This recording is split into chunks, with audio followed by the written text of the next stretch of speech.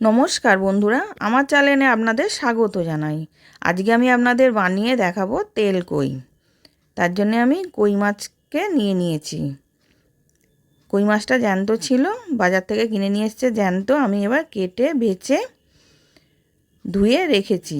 এবার ওর মধ্যে নুন দিলাম, হলুদ গুঁড়ো দিলাম, দিয়ে ভালো করে মাখিয়ে রেখে দেব 10 মিনিট, যাতে নুন হলুদটা ভালো মতন ঢুকে যায় মাছের মধ্যে।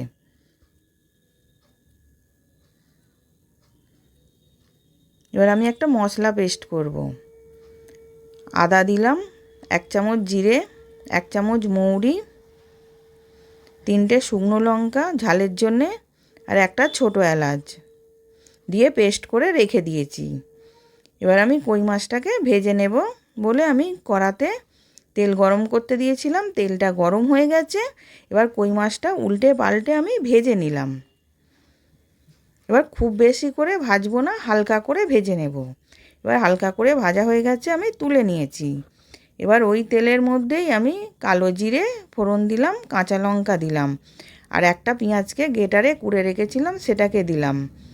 দিয়ে সেটাও ভাজা হয়ে গেছে হালকা করে। এবার টমেটম কুড়ে রেখেছিলাম, টমেটমটাকেও দিয়ে দিলাম, দিয়ে ওটাকেও ভেজে নেব যাতে টমেটমের কাঁচা গন্ধটা চলে যায়। এবার কিছু গুঁড়ো মশলা দেব, হলুদ গুঁড়ো, কাশ্মীরি লঙ্কা গুঁড়ো, ধনে গুঁড়ো, আর স্বাদ অনুযায়ী নুন দিলাম, দিয়ে ওটাকেও ভেজে নিচ্ছি। এবার ওটাও ভাজা হয়ে গেছে। যে মশলাটা পেস্ট করে রেখেছিলাম ওটাকেও দিয়ে দিলাম, দিয়ে ওটাকেও ভালো করে কষিয়ে নেব তেল ছাড়া পর্যন্ত।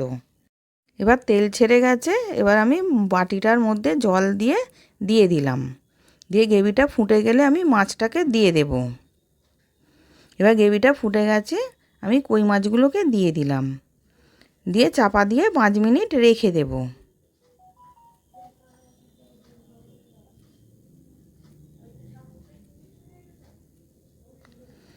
এবার আমি 5 মিনিট পর দেখাচ্ছি।